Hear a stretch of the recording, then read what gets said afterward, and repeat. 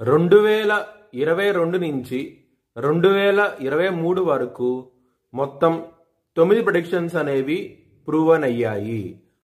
Hi friends, welcome to HLN జ్యోతిష్యాలయం.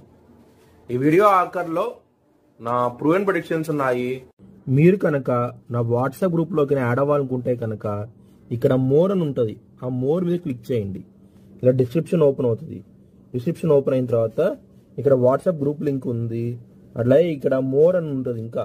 So ఇవన్నీ links అనమాట.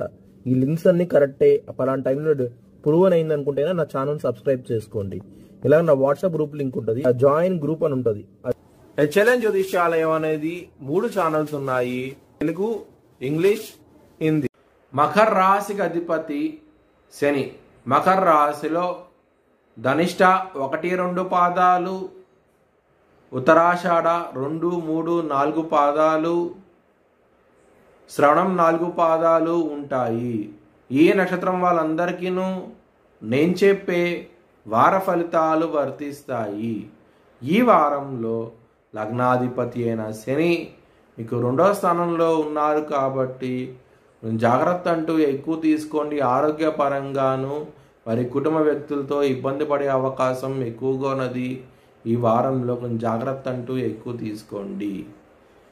గురువు, శుక్రుడు మరియు సూర్యుడు వృషభ రాశిలో ఉన్నారు కాబట్టి కొంచెం ఇబ్బంది పడే అవకాశం ఎక్కువగా ఉన్నది. ముఖ్యంగా పిల్లలతో చాలా జాగ్రత్తగా ఉండండి. మరియు శత్రువులతో కూడా ఇబ్బంది అంటూ ఎక్కువగా ఉంటుంది ఈ వారం అనేది.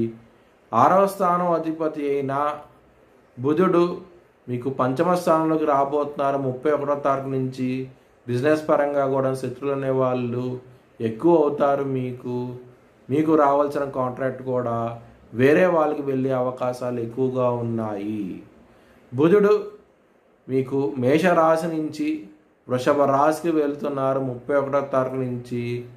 దానికి డెవలప్మెంట్స్ అనేవి చాలా తక్కువగా ఉంటాయి. ట్రాన్సిట్ అనేది మేషరాశిలో బుధుడు చాలా మంచి ఫలితాలంటూ ఇస్తారు. మీకు పెట్టుబడి పెట్టాలనుకుంటే కనుక 31వ తారీఖులో పెట్టండి, మీకు మంచి ఫలితాలంటూ ఉంటాయి.